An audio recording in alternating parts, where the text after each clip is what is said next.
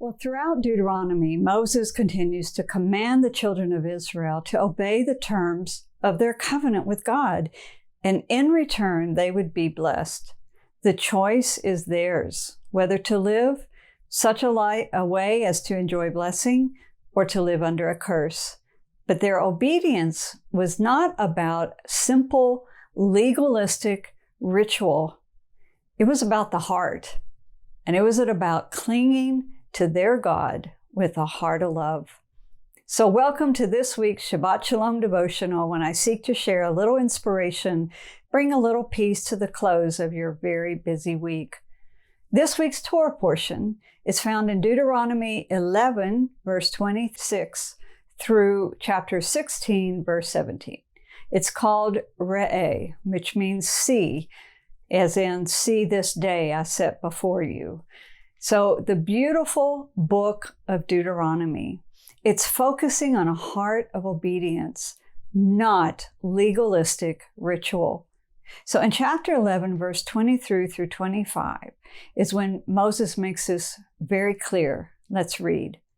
For if you carefully keep all these commandments which I command you to do, to love the Lord your God, to walk in his ways, and to hold fast to him, then the Lord will drive out all these nations from before you, and you will dispossess greater and mightier nations than yourselves.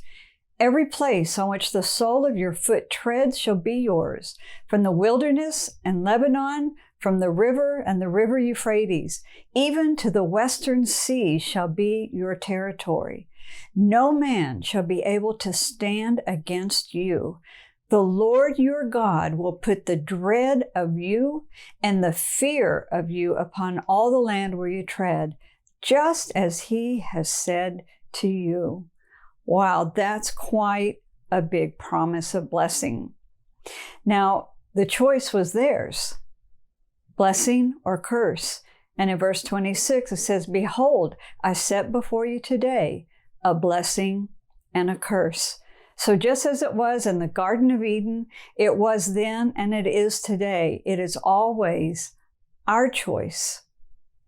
Their disobedience was actually seen as betrayal of God, of turning from God to follow the ways of other gods. And so Moses goes on now to begin to prescribe to them a way of worship.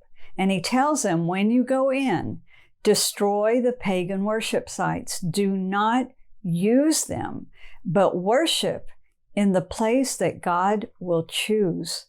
Verse 5, But you shall seek the place where the Lord your God chooses, out of all your tribes, to put his name for his dwelling place, and there you will go.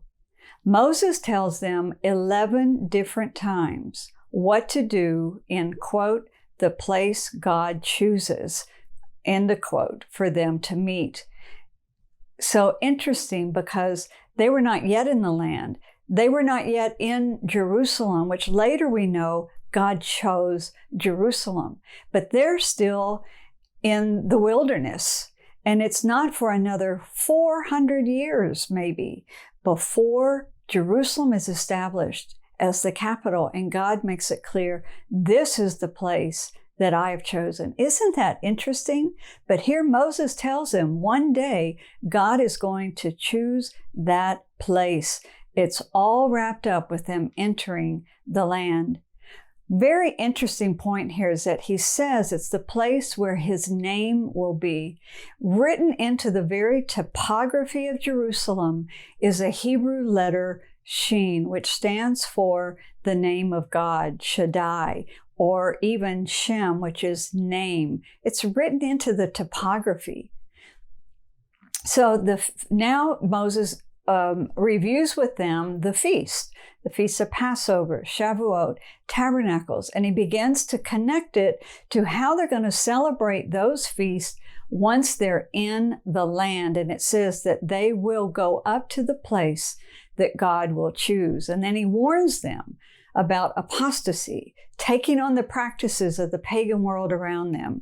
And then he explains why such a warning. Let's read 14 verses 1 through 2. You are the children of the Lord your God.